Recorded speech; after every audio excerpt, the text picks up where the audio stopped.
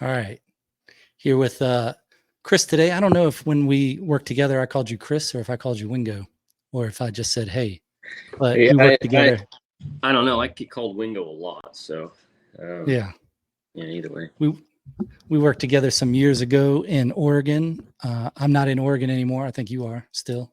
Yep. And we also ran on the same relay team for that barrel to keg, which is the race to end poverty. So we took care of poverty. Yeah. Yeah. And I know in that time we talked about writing a little, and we haven't spoken in a while, but how have you been? Good. Yeah, been real good. I know it's been I don't know how many years. Probably 5 years, something like that.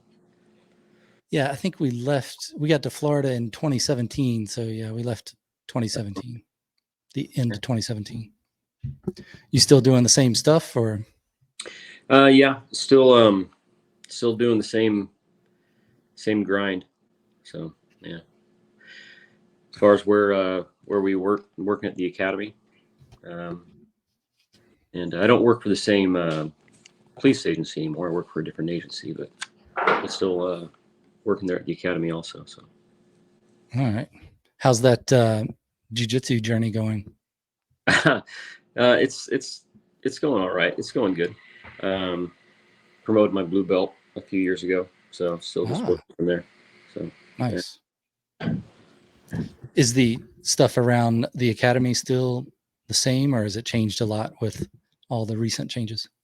There's a lot of changes happening right now. There's a huge backlog in Oregon for new hires in different agencies.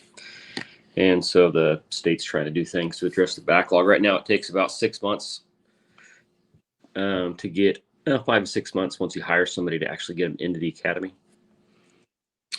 which is way too long. So they're looking at bumping the class numbers from 40 to 60. So we're gonna have 60 students per class, and looking at running a swing shift. So there'll be a 6 to 10 shift also. So. Wow. So you're in the eastern part of Oregon then, right? Not the western? No, it's western. It's western Western area. Yeah. Okay. Yeah. I wasn't sure what time zone you were in. Is Oregon, do they have 2 time zones in Oregon, or is it just the one? Does it switch over when it gets out of the state? No, it switches over. It switches over right at the edge of the east side of the state, but most of the state's on Pacific time. So, okay. Yeah. But there's a how much western or on mountain, I guess. Okay. How much writing have you been doing? I haven't been doing a lot of writing. Not novel type writing that we talked about and before. So I started blogging. I got a couple of blogs that I've worked on, but that's about the extent of really the writing that I've been doing. What are your blogs about? Outdoor stuff. So I have one that was about a fly fishing blog, and then another one that was in like a green outdoors type blog. I actually sold that blog here about 6 months ago. So, but it was a pretty interesting journey figuring out the whole blogging and SEO and all that. Kind of an experiment more than anything else. So, was it a video? Did you do video or just type writing and pictures? Just writing and pictures. So primarily writing. A lot of it is gear reviews. But primarily, most of it's gear reviews and how tos and that sort of thing. So. I guess Oregon's a good state for outdoor stuff, so it seems on point. Yeah, for sure.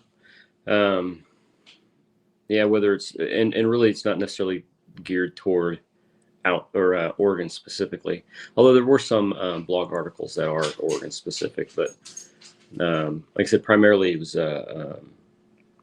kind of a experiment more than anything else to learn SEO and different tactics as far as that goes. When it comes to What's SEO? Search engine optimization. So trying to get Oh, ranked on Google for different search terms and whatnot. So how'd you get started? How'd you pick your topics for the blog? well, I actually I started with a course. So I bought a course on uh, through a guy's name is Brandon Galai. And he's got a podcast that I actually started listening to, and really liked his content, and bought his course, and from there, really in building the course, the I had an idea of the outdoor theme and gear. I think I had a fly fishing a website. It's called Fly Fishing Gear Review is the name of the website. I still have that website, but I haven't actually done anything with it in a couple of years. But there's some blog articles on there, fly fishing gear, about fly fishing gear anyway. But that one, I didn't really know anything about SEO at the time. And so really then trying to dive into that world and try to figure out how to actually get ranked on Google and get my, blog articles actually viewed by people. So, which is a competitive market out there. And so, so his course really actually helped a lot. So I work on trying to basically follow that course to the T when it came to buying the URL and then building the actual articles that are, in a way that are optimized for Google search engine. So What's your top 3 tips for optimizing your searchability? Research. Research exactly what keyword phrases you want to rank for. So don't just think that you're going to write something and it'll automatically rank. You have to research specific keyword phrases and then information around the keyword phrase in order to get that phrase to rank.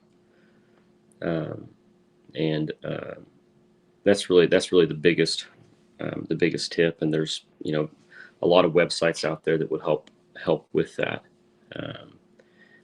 And then the other things like page speed. So when you build your website, don't get too carried away with different add-ons and applications on the website. Keep it as streamlined as possible. The more bogged down it gets, the slower load time. So when someone clicks on your article, the faster it comes up. That's one of the big things that Google looks at is the time it takes to actually for the page to load. And a lot of that has to do with, your how you've optimized your pictures in the article, from that all the way to how many applications you have running. And so website speed can be a big deal when it comes to, optimizing. I don't know. And I guess just being sure that the other one is just being sure that your content is relevant to the topic. Because another thing that Google looks at is how long people actually spend on the page. So if they search something in Google, search any term in Google, and they click on your article, and the information is not relevant to the actual keyword that they're looking for, then they'll click away from it faster. Just imagine yourself Googling something and trying to find information that you want. So if your article has good content that's relevant to that keyword phrase, and people are likely to stay on it longer. So that's another thing that Google looks at, is they call it bounce rate. How long somebody actually stays on your page. Google will start putting it higher in priority because it's actually useful to people based on that keyword. Did you find then that all that the course that you took and were using as a guide was worth it and worked? That course I took was very well done, and his information is takes a lot of the fluff out of things. So it's pretty streamlined and relevant to exactly what his tips are and I think he's got a good background for it. But what his tips are for getting that rank. So I don't know he also has a good website that you can use to optimize information.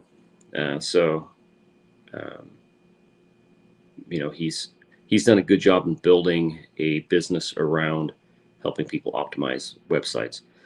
So the point then with your blogs, is it to create a thing and then sell it? Is that your goal, or was it just somebody offered to buy it?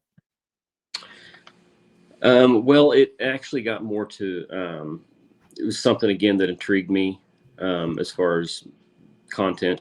I can't remember what initially intrigued me about the world of the internet. I mean, like I said, you search something on Google and all kinds of information pops up. Well, somebody creates that information, and what exactly it takes for an article or whatever information it is to actually come up in a search. And for some reason that intrigued me. And I wanted to learn about it. And I can't remember exactly what it was at the time that kind of sparked that interest. And at the time, not really knowing what I wanted to do with it, but I started learning information just from YouTube videos and stuff like that, and kind of started going down the wrong path. It really wasn't working. Got frustrated, so that's when I started listening to podcasts and kind of getting a little more depth with it, and it became a little bit of a mission in my mind because of the challenge of it, to try to get it figured out. I'm not saying I got it completely figured out either, but that the last blog that I had, I had, I don't know how many I had a lot of keyword phrases in there specifically that, if you Google search, they'd come up in the first page of Google. And that was quite an accomplishment for me. And I just thought it was just really cool for my content to pop up on Google if someone were to search a certain phrase. When you did the blog stuff, how long was each blog post? Did you have like a formula for that, or was it just as long as it needed to be for whatever topic you were talking about? So that's actually a really good question, because so a long content formed article, when you start trying to compete over like a keyword phrase, and trying to optimize that content, if you were to write an article and I were to write an article, and the content was to be pretty close to the same as far as how it's optimized, but yours is 1,000 words longer than mine, Google's going to give yours priority. And so so that's part of the research, and researching your keyword and other articles that are focused around that keyword phrase and how long they are, what's the word count on those. And so part of the challenge becomes trying to create an article that has enough word content, or a right number of words, but yet the content is still relevant to the phrase. That's why you look up a good example, I suppose. You look up a recipe in Google, and the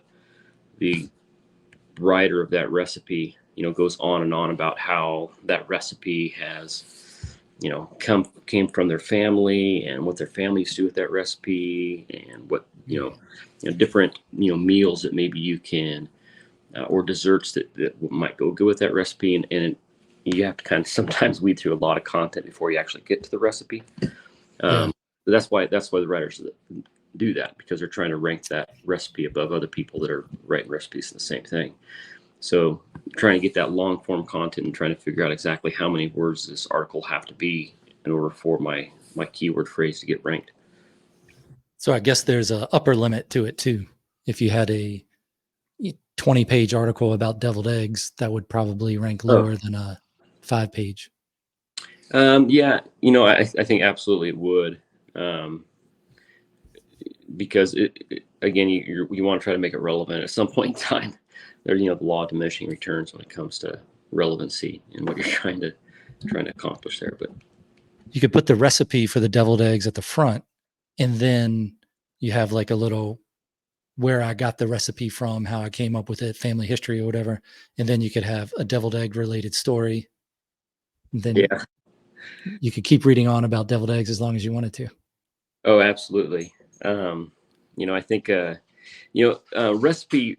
Right? None of my articles actually had recipe. I use that example just because it's something I think see a lot. But that particular niche in recipe writing is its own beast altogether. That they different writers that have recipe type websites, have ways to, you have your the actual recipe card, they call it, and putting that in the right spot in the article to get people still to spend time on their page before leaving the page, because again, that time on page is important. That bounce rate's important as well. So yeah, I noticed because I've looked up a recipe for deviled eggs recently, when I look for it and then you look back at your search history, it has a whole list of like different pages you clicked on for deviled eggs, but you were only on that one scrolling. So it must be every time you get to a certain point, it counts as another page search. Yeah, I don't know. It's very possible. That might just, Google updates their algorithm all the time. Also, so and how they try to market to the consumer, and how you're, whatever app you're using, tries to figure out what.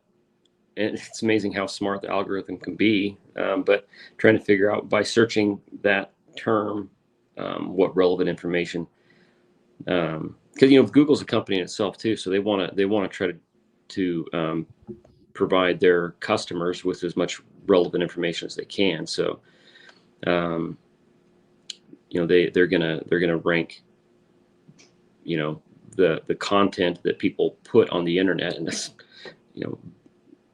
based on what's going to be most relevant for their customer, based on how the customer's searching and using their website. So, yeah, I get a lot of deviled egg storage suggestions on Amazon now.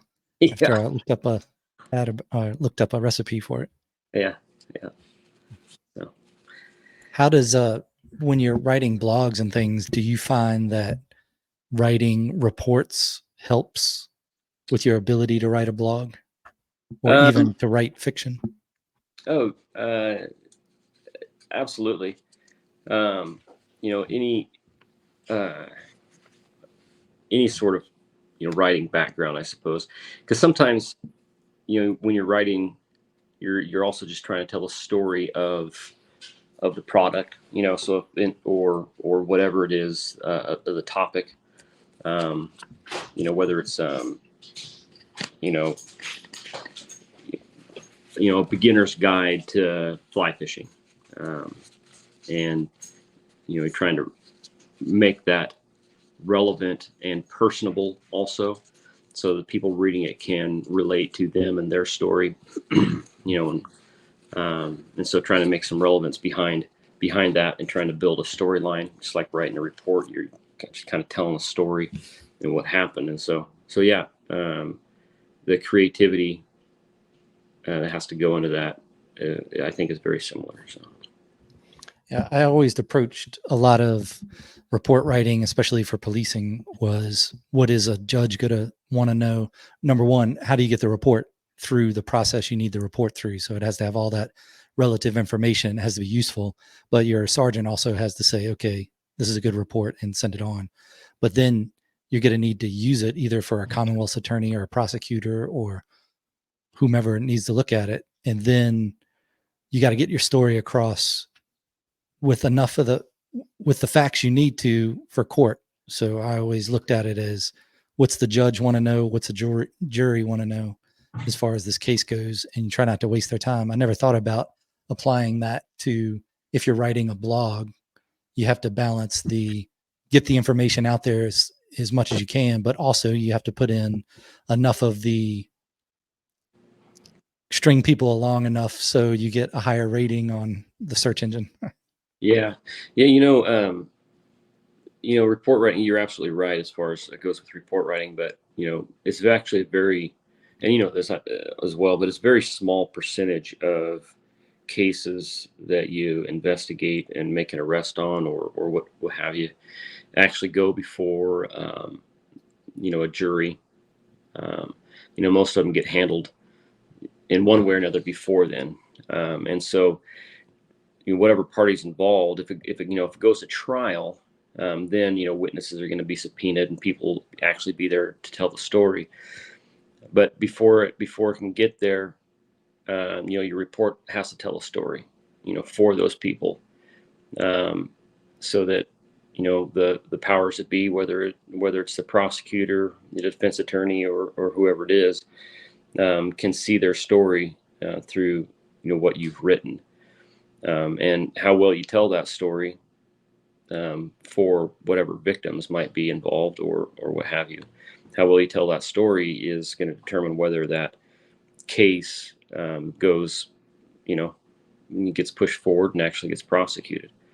So I think being able to tell a story along with adding that content, as far as criminal elements and stuff like that, to be sure those are covered, and also being able to write it in a way that's still streamlined, and it's not just filled with just a bunch of filler stuff. That's is important as well. So you're there to, I wouldn't say entertain the judge or the jury, but you definitely need to keep their attention. So you don't want to waste the time, but you don't want to leave out anything that's important. One of the things I found in Virginia where I did policing was, when you're testifying, and I was just a trooper on the road, so I was doing order maintenance through traffic control. Mainly it was traffic court, some criminal court, things like that. Every now and then you get into a civil court. Yeah. And it was, get that information across, but don't hold back anything that you need.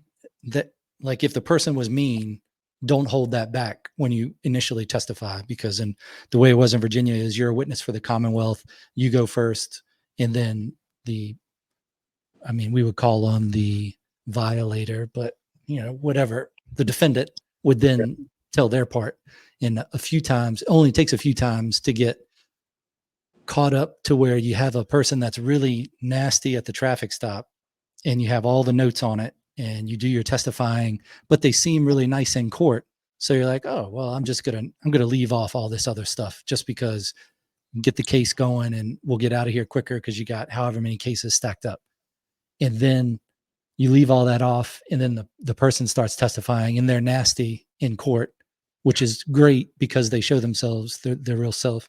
And then if you try to tack on, well, by the way, this is what they said at the traffic stop, then you lose a lot of credibility for not putting that up front. So I learned, just put it all in there. If they're really nasty, even if they're very nice to you right now, just give them the events, paint that picture of what happened at the scene, so you can then, cover all your bases of jurisdiction and everything you have to for the legal side of it, but also you don't want to look like a back and forth with someone.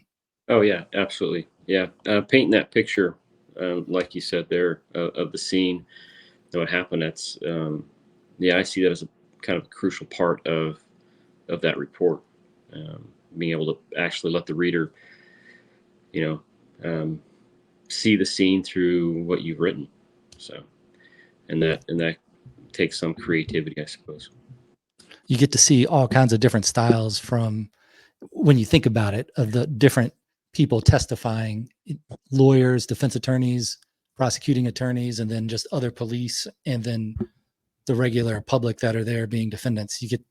If you look at court from a point of storytelling, it's interesting to sit there and just observe it that way rather than thinking about all the specifics you need to as the police there. Yeah. But it is worth it just to hear the storytelling.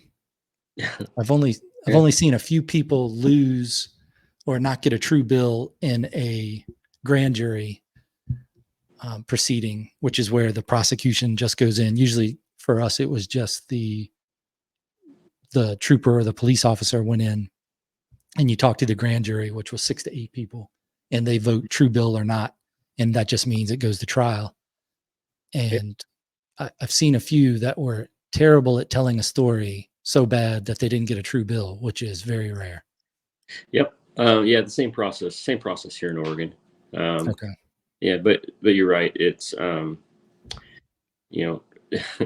it's kind of irregular for you not to get a true bill when you're going to grand jury, because the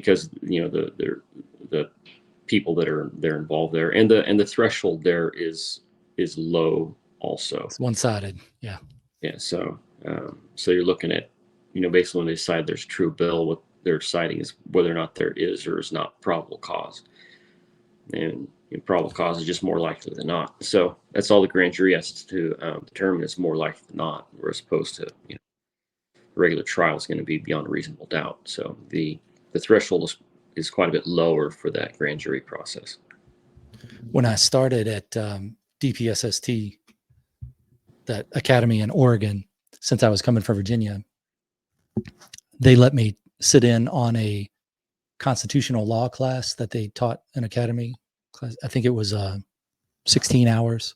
So 2 days of, might have been a little less than that, but just going over the way things are different in Oregon versus Virginia. It's when I went through the academy in Virginia in 98, we'd hear about all these cases from the Fourth Circuit, which was out in Oregon, California. And you're like, wow, that's terrible case law.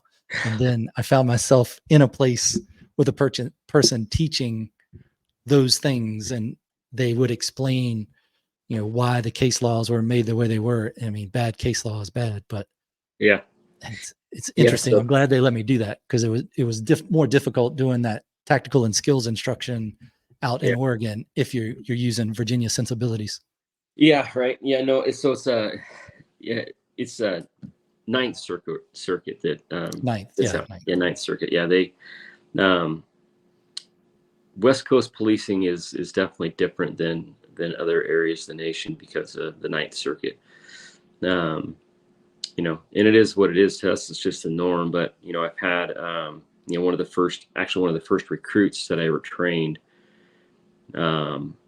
was a lateral, and he came from Indiana, worked in Gary, Indiana, and it was quite a curve for him coming and learning West Coast policing versus suburbs of Chicago policing. So, and now we have there at the academy a handful of retired FBI guys that work there, and they kind of go through the same thing you had to go through too, is trying to learn different relevant case laws that apply to use of force tactics and that sort of thing. And a lot of it's based on decisions made in the Ninth Circuit. So, how much change have you seen in policing in the past, I guess, 5 years since the lockdown? Has it gotten? It seemed to me over there, and I wasn't police on the West Coast, I was just working at the academy, but it seemed to me it was on its way to changing, and I wonder if the lockdown and all that made it change quicker. Well, I don't know about the lockdown being something that changed. I know that like a lot of recruits that started their policing during the lockdown, all the people that got hired because of how we were policing because of the lockdown. Because there was a time when, it was, ordered that we couldn't do any traffic stops. So you couldn't even go out to stop a car. And so for a recruit to come up in that environment, their way of policing is molded a little bit differently. Hold on just a moment for me. Mac, come here, buddy.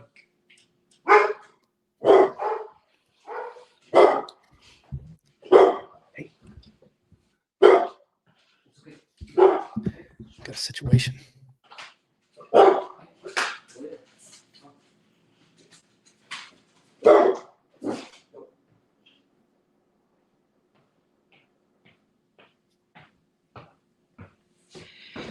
Oh, the delivery man.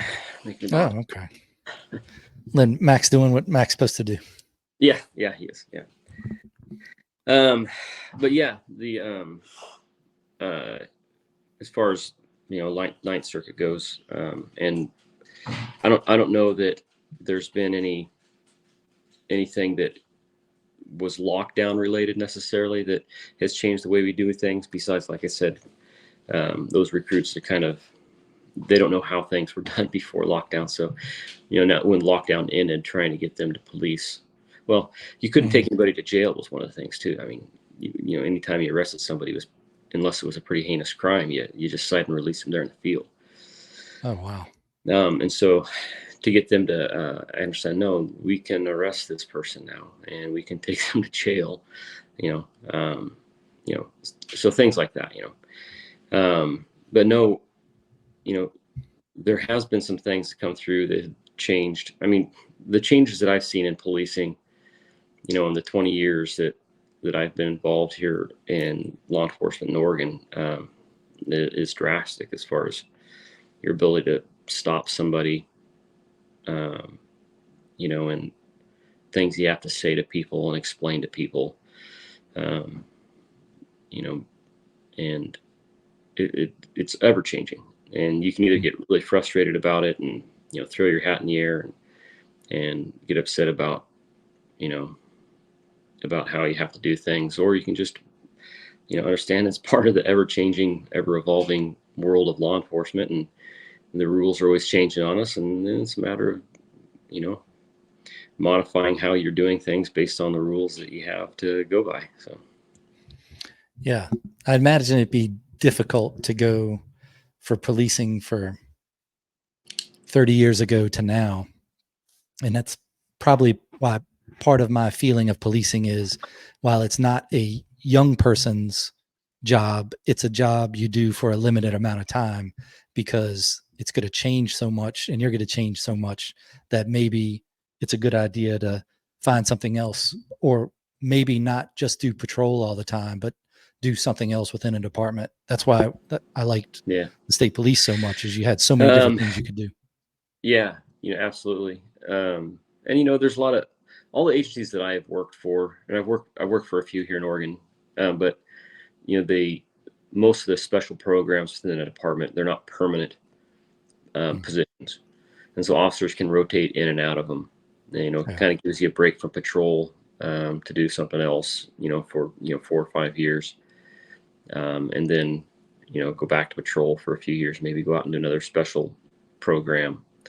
And you're right, yeah, it gives you that break from working just patrol. It can be a grind. It can get hard on you mentally, and so being able to just take on a different type of tasks within the department, whether it's detectives or a school resource officer or something like that, or get into a training division, can help a lot with that. So yeah, one of the things that we had issue with when we were, this was back, Virginia Beach in like early 2000s, was traffic crashes. And in Virginia, back then, I'm not sure what it is now, but back then it was a fault state. So if something happened, we call it a crash, not an accident, because somebody did something they weren't supposed to, or didn't do something they were supposed to.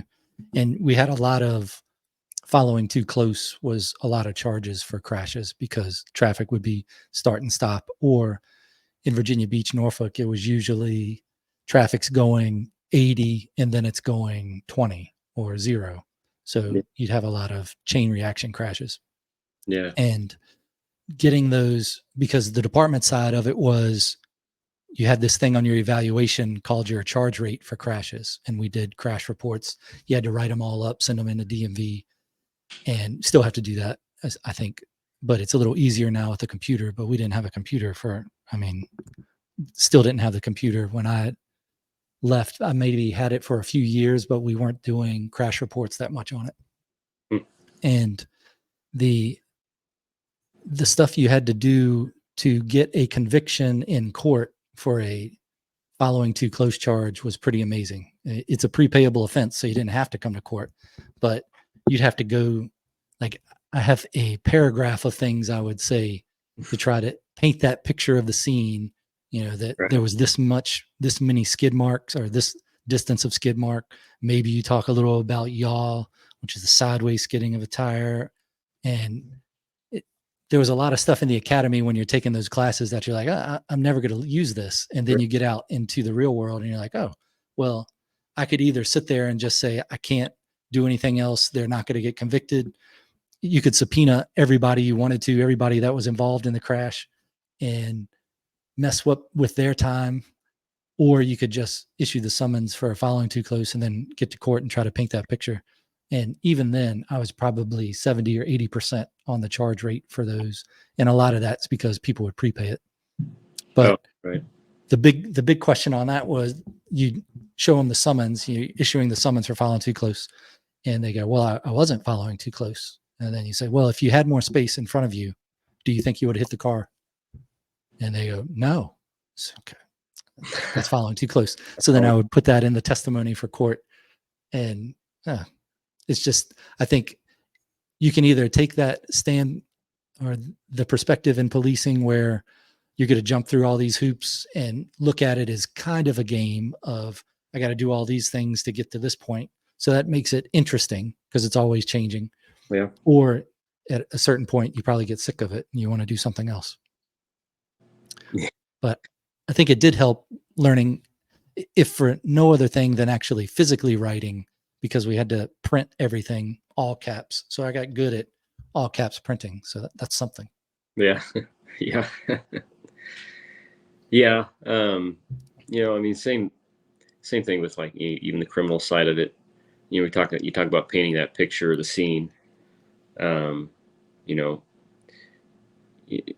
Especially if things go to trial, picture's worth 1,000 words for sure.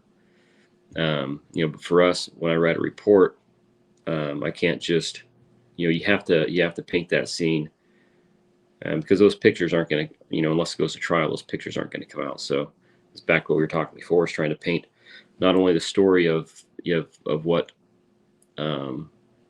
witnesses said or something like that, but you're talking about like yaw marks and stuff like that. And, you're measuring those things out and trying to decide, okay, the vehicle, started its skid point here and the crash happened here. So these skid marks are this long, and what exactly that means, and trying to be able to paint that picture of that scene, so that it can be seen by whether it's a judge there, or just a prosecutor deciding whether or not this is, it's irrelevant, or a grand jury saying that, yeah, there is probable cause for a crime here. A lot of that, the evidence and testimonies aren't going to come out unless you initially, are good enough at painting that picture, describing that scene. So, yeah, I always saw those smaller cases, which I'm sure are big deals to people that are involved in them, but the traffic offenses and the lower misdemeanors, where that was just where you were trying to get better at explaining the scene and painting the picture and taking the evidence. So when you had a big crime, if you were working a homicide or something, then you were better. It wasn't the first time you wrote a report with a lot of detail in it, but it's easy to look at a homicide as a bigger deal. I think it is, as far as, it's a bigger felony versus a traffic infraction, but a lot of the elements are the same. You still have to explain stuff clearly and make sure you don't leave anything out. Yeah. Any of those reports, you have to know the elements of the crime, and then in that story has to be able to articulate all those elements. And sometimes it can be really involved, and sometimes it can be pretty simplistic. Um, and a lot of it depends on the stakes that are involved. Like, the homicide, there's going to be just more stakes involved in that as far as the consequences for people involved. So, yeah. Do y'all wear body cams? Yeah. Yep. Yeah. I And had a video car for like a week when I was a trooper, just because they issued me one like that, and then they took it back. But I always thought, man, I'd rather have the camera than not have the camera. How's it in reality though? yeah, no, I've had a body cam. Um, the first agency that I got a body cam in, we probably got those in, say, maybe 2010. So I've worked for a lot of years with a body cam, um, and there are a lot of guys, hawing and we're upset about, you know, having to have that body cam on them, but it's always been a benefit. I've never found it to be a detriment, really. Whether it's writing report, and in some agencies, they don't like their officers writing reports based on the body cam. They want them to write it off their memory, but all the agencies I've worked for they haven't had a problem with that. And our DA, his office doesn't have a problem with us writing reports, so I can go back and watch the video and write my report. And then just that video coming out is it's almost like a little safety blanket for me, when it comes to like any sort of accusations that people might make against me.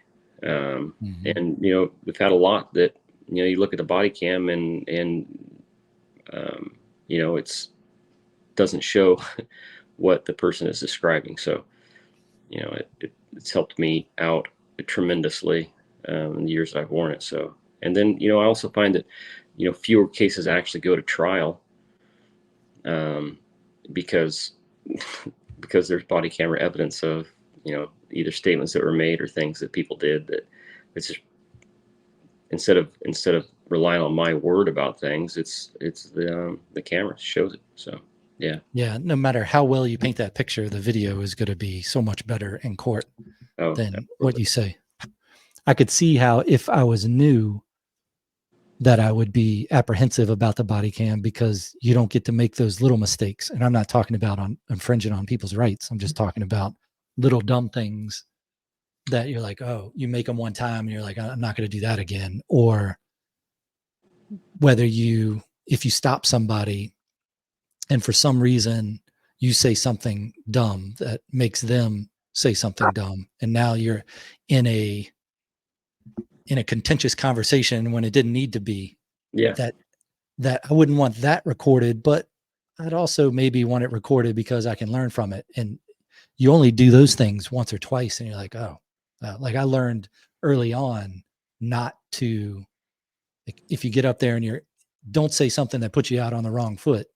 And if you ever did, you don't say, hey, let's start over, because that's just going to make it worse. Right. Yeah. But if you had that recorded, man, I mean, the supervisor's going to look at it. Everybody else is going to have an issue with it. So I think if you had supervision that were looking out for you and that knew what you were facing at that point in time, like hopefully they haven't been off the street for 20 or 30 years, that they would, I mean, if they were off the street for 20 or 30 years, they probably have done a lot worse, but that, right. Hopefully they don't try to jam you up with it, that you have that space to learn and get better. But I also feel like you could show those things in the academy, and yeah, it's going to suck for that person that is the example in the academy, but maybe you never have to make that mistake in the real world. Yeah. Yeah. I think the academy, there's a lot of content that gets taught at the academy. It would probably be a benefit to have body cams, to show students examples and stuff like that. But I don't think they do that very much. They do it once in a while, primarily in use of force. I had an incident happen when I was there at the academy. Well, I was working at the academy at the time, but it happened working the road. And it's all on body cam. and that that video actually gets shown to students when they go through a couple of different parts of the curriculum, and then later on, during like a use of force or consim scenarios, I'll hear students basically regurgitating things that I said in that video. And so it has an impact on them when they actually get to see real life things happen and play out. I think it's definitely a good benefit, and probably a tool that our academy doesn't utilize as much as it could. But yeah, and then making mistakes. I think that my administration is pretty good about understanding little mistakes that really most of them are inconsequential anyway. But yeah, my big deal with the videos and stuff, and that was back when there were just car cameras and you had a VHS tape. Later, I think they had DVDs and then they had hard drives in there, but you would hear stories about people getting in trouble for not wearing their hat because the sergeant would go out, get the video, and then say, okay, that's a group 1 offense for not wearing your hat when you're outside. And you're like, oh, geez. So that did lead me to having a lot of foot pursuits with my hat on. So just trying to cover the bases. The world of a trooper, right? Yeah. On that one.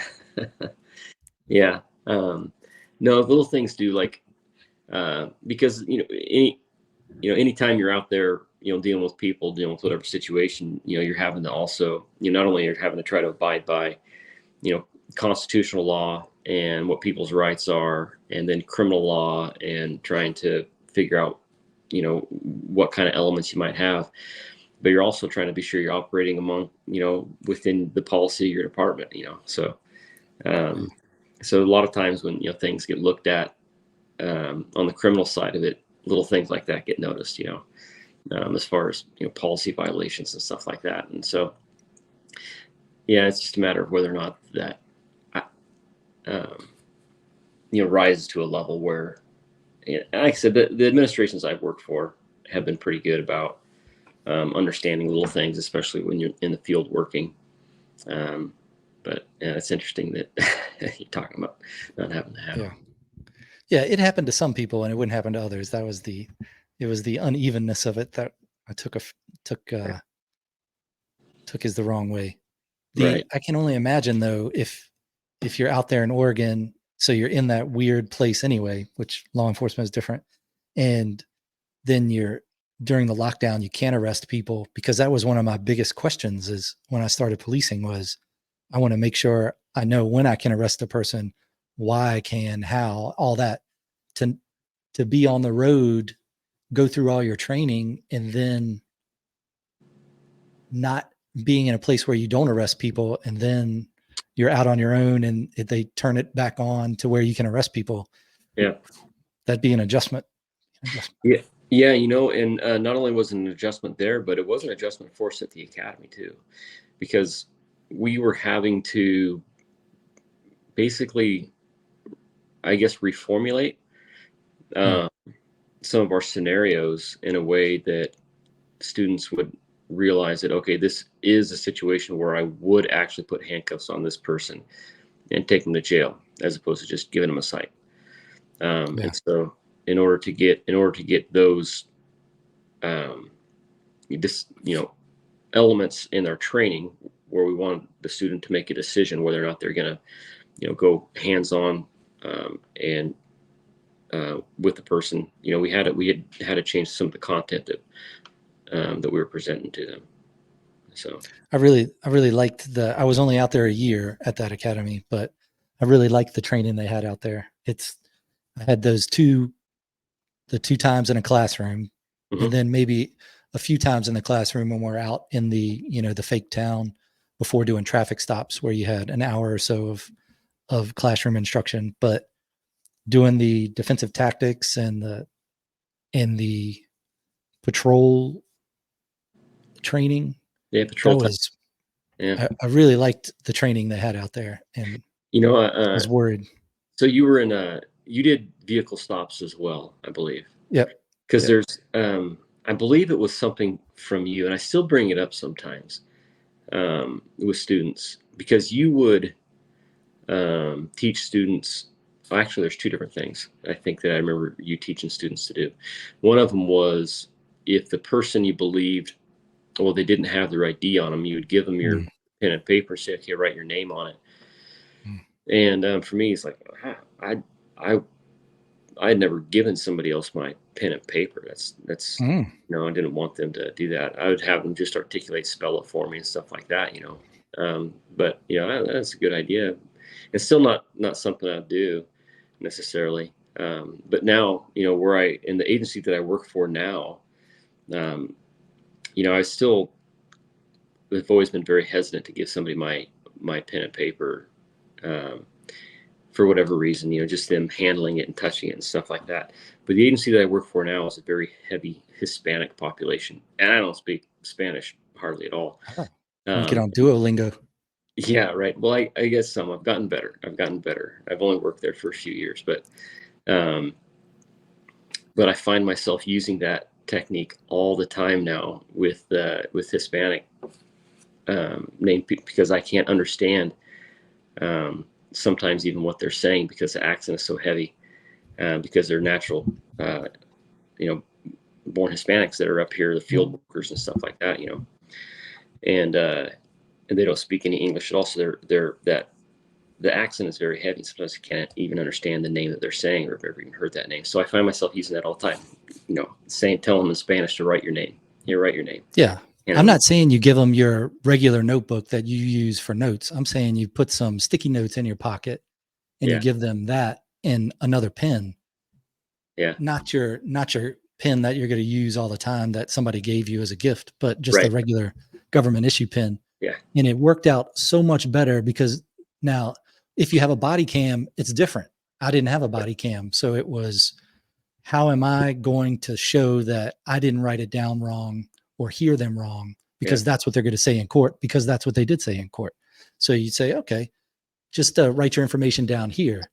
And if I didn't have a piece of paper, I would just get them to write it on the registration, or a piece of paper they had in the car, or a pencil or whatever they had in the car if I didn't have any of that. Because now they're opening compartments and I'm looking around, you know, be right, nosy, look for trouble, solve problems. That's policing. And then when you get that piece of paper with their information on it, you can run that. And if it comes back false or not them, then you have, that's evidence now. oh And you yeah, can present that in court. I don't have that on video. So also it keeps them busy while you're looking around. So they're thinking about writing their name down or thinking about a name to write down. And you get to look around the car a little, you know, make sure you're not going to get hit. Make sure you're, you know, just yeah, looking yeah, around. yeah, absolutely. Yeah. Anyway, it's something I remember from your teaching, that now I find myself doing that frequently, you know. Yeah. um Basically, anyway. It's a good tip. Yeah, Do you have yeah. another one, or that was it? That was all Oh, that the other one it's a that year worth of time. no, the other one you use all the time was actually when you're giving people's documents back. I believe that was you giving people's documents back, one at a time, to be sure you actually gave all their documents back to them. Oh, that, I mean, I've done that before. Usually I fold it up into a little, everything's there at once and they take it. But if I did have times where people were like, hey, you didn't give me this back, or you didn't give me this back. So then if I felt like, that's just the gut feeling. If you feel like somebody's going to be like that, then you just give it back to them one at a time. Yeah, But giving it back to them one at a time is that's kind of a dick move. You know, yeah, it is a here you little. go, here you go. And plus that means you're paying more attention to them. You're not paying attention in traffic, and Yeah, it's just more time exposed to them. So I'd limit that. But if you had that feeling, you could do it, yeah, but not doing it because you're being nasty, doing it because you're trying to be thorough. right. And I just remember that as one of the as a training point that I never really considered before until I heard that. And my way of teaching that is, instead of giving things back one at a time, you know, give them back the clump of documents, like you're saying, fold it up together, whatever, hand it back to them, and then basically asking them to look through the documents to be sure that I got Mm, all I their like that. back to them. So then it puts it on them a little bit, and anyway. Yeah, get them to look through it. After you see that they've seen everything, you just disappear. You're gone. Right. That was, you want to appear and disappear quickly. Yeah, basically. Jeez. Yeah, I do miss policing, but I think the biggest thing that I miss about it is the idea that you're going to take action. There is no question if you see something that's wrong that you're going to do something about it. I think that's the best part about policing. And now, as you're a regular person, you have to go, I don't know, am I going to get involved in this? And what's going to happen if I get involved in this? Yeah. It's that for sure. And also the unknown, you have no idea exactly what's going to happen throughout your day. You could be, it'd be a lazy Sunday afternoon. You're waiting for the end of your shift so you can start your weekend or something like that. And, 10 minutes later, you're kicking in a door and in a struggle with somebody, so it always keeps you on your toes. That's anyway, one of the things I like about it. So, yeah. With your, so if report writing makes you better at writing, when did you decide to write that piece that I read, that fictional, like, I don't know, medieval time type piece? Let's see, that was, I probably started writing that in 2014, 2013, 2014, something like that. So it's been a while ago. What led up to that? Like one day you just started writing that. Why?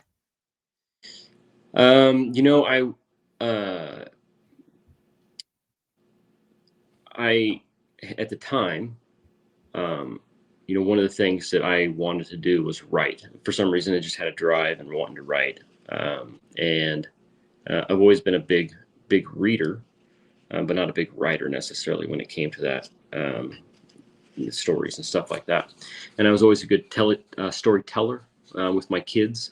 And we go camping, and one of the things I would do in the evening is tell random stories, fictional stories and stuff like that. So, the idea popped in my head for some reason, I can't remember what it was. And, in the conversation that I had, the thought that intrigued me was that whatever story somebody tells in a book, that's their story to tell.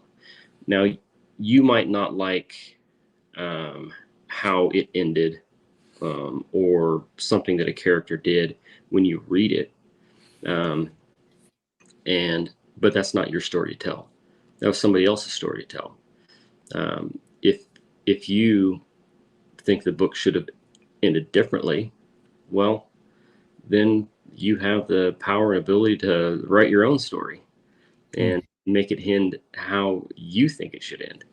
And for some reason, that thought intrigued me, that, I wanted to write a story and make it go how I envisioned it to go and make it end how I wanted it to end, instead of just reading somebody else's story and, relying on them to find the conclusion to that story, which is still, part of the joy of reading, somebody else's story in a book, is how it's gonna end, Mm-hmm. So. Did you ever finish that one? No. That I read? No, I never finished it. I worked on it some more, but it's still sitting there as an unfinished work. So, yeah. Do you have plans to ever get back to it? I guess you saved it, so one day you can go back to it. Yeah, I do have plans on getting back to it. Definitely have plans getting back to it. So, not sure when. Once in a while, I'll think of an idea for it, and make some notes on ideas for the story, and then keep those. So I got a stash of ideas that I plan on getting back to. But yeah, that's the difference between a writer and not, is you could write down those ideas. Otherwise, I mean, I know Stephen King thinks that a book of ideas is a way to save bad ideas, but that might be true for some people. I think you got to write that stuff down and then let it Well, cogitate on it. yeah, absolutely. But I think there's some truth to that because I find some of the ideas that I have, I'll write them down, and the next time I have an idea and I go to write it down, and I look at the last idea I wrote down and be like, well, that's not a very good idea. It seemed like it at the time, but now I'm trying to fit it in. Yeah, it could still be. It could still be. There's a British poet. He's on. Sure, he's a famous guy. He's on YouTube and he talks about writing poetry. I can't remember his name now, but his thing was he writes down things and then crosses through, and then he goes, always keep the crossing throughs. Always keep the crossing throughs. It could be the start on something else. So I think even the bad ideas there's something there. You wrote it down to begin with. I agree that if you wake up in the middle of the night and try to write down an idea you had, that chances are in the morning it's going to seem you're going to lose the edges on what that meant to you. But yeah, and that piece of work that I worked on, I had again, that drive and that thought, and then one evening the idea for that just popped in my head, and I don't know at the time, just a moment of creativity with it, where I just started writing without really any thought of what the end was going to be, or even the complexities of what I was trying to create, and how they might be resolved, and figured out. I just started writing, and then trying to let those complexities resolve themselves through the creative process. yeah, I think that's when you have the story in your mind, eventually it's going to want to come out, especially if you're a writer. So you're either going to tell it to your kids in a story and make it what it is and change it around just that way, or eventually you're going to write it down because that's the only thing you can do. It's going to come up in your head so much that you're like, all right, let me just, and you have this collection of ideas that you wanted to arrange somehow one day. But if you just start writing and you're just going off memory and whatever it is you're feeling at the time, I think that's what makes a writer a writer. That's how you can't help but do it. Yeah, absolutely. And that's what the the editing process is all about too. And but it has to start. It has to start with getting those words down. It has to start somewhere with that. So yeah, absolutely. But for me, that's what it was with that story. It's just a drive to create something, and then that creative moment of clarity where just starting to write and letting things build from there. So I like that, the creative moment of clarity.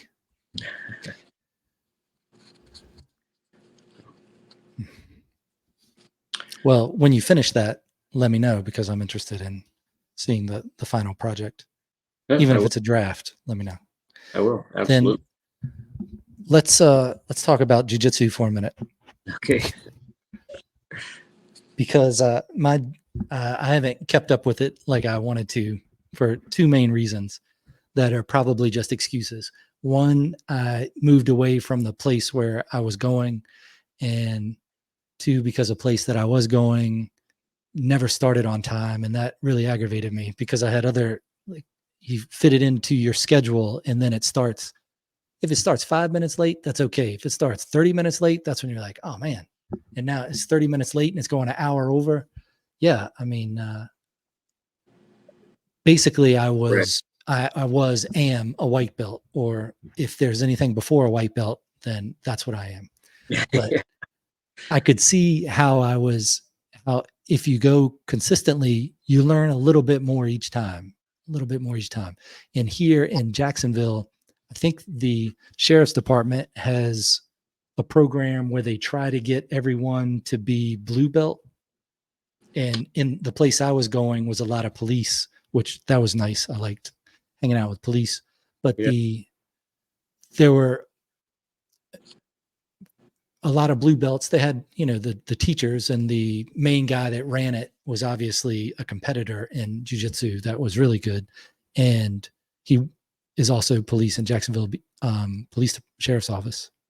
Mm-hmm. But for your road of jiu-jitsu, how do you approach jiu-jitsu? I guess that's a broad question, but I'd like to hear your answer on that. How I approach jiu-jitsu. For me, it's more of a,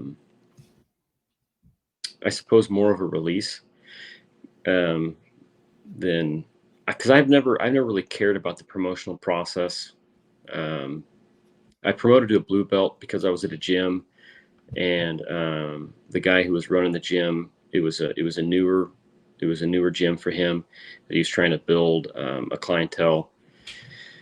And so everybody that was really working out there was new to jiu-jitsu, and I'd had some experience, and I'd been rolling for probably, I don't know, 3 or 4 years by then. But the people that I worked with, it was never really an organized. It was never really an organized gym. It was just guys that, there was a couple of black belts, that worked there at the academy, that work out with on a regular basis. And so I got pretty good, but not in an organized curriculum format. So when I started this gym and work out with the owner of the gym there, he wanted me to promote so that new people there could see somebody going through the promotional process, and build some drive within them to do the same thing. So it was just a matter of learning the curriculum. It was a Pedro Sauer gym, so learning the Pedro Sauer curriculum for the promotional process, and promoted the blue belt. But so for me, as far as my approach to it, it's never been one that is driven by, I guess, prestige or what other people think, which, sometimes people get wrapped up in that, wanting that color of belt so people can see how good they are. I've never really gotten wrapped up in that. To me, it's all about just the release for myself, and my own skill building. And when you're on the mat doing that, it's just you and whatever partner you're working with. And if you are thinking about other things besides that, you're going to get choked out. And so it makes you just focus on that, and kind of leave the cares of everything else off the mat. And really, that's what my approach has been, I suppose. And that's the only reason I really do it. So I wish I started it when I was 16, because I can see the physical fitness side of it is great. But the more I learn about defensive tactics, and whether it's in policing or military, the more I realized you don't want to get in a fight. And this place that I went here was Brazilian top team. And it was the philosophy of the instructors and the owners were great, because it was that same type of thing. Is you never want to get in a fight, but this is what you do if you're in these positions. And I mean, I went there for some months, and I don't know if I ever really won. I never really beat anybody, but I lost slower as time went on. So I could see the progression. Yeah. And, it's a good and way then working with y'all at the academy in Oregon, that's where I first found out about jiu-jitsu, because I was also doing Aikido out there. And that's when it took me 6 months in Aikido to go, okay, maybe if I do this for 40 years, it'll be useful. But basically, it's a dance class is going to be just as good. So, yeah. The jiu-jitsu is that, and a little Muay Thai or a little boxing and wrestling. That's the I wish I started that a lot earlier. Yeah, me too. Yeah, I definitely, it's not, and that's the thing with jujitsu too. It's like, it's not just a young person's game. You know, there's a lot of people that get started in it.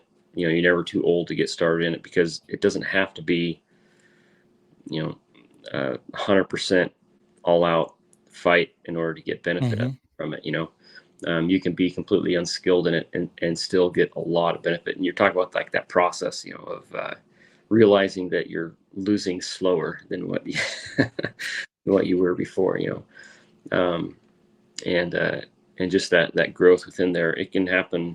I wish I'd had years of jujitsu, because just the relevancy that I found for me and the release that it is. It's like, wish that I'd found something like that way sooner than what I did. Yeah. But it, like I said, you're never too old to start.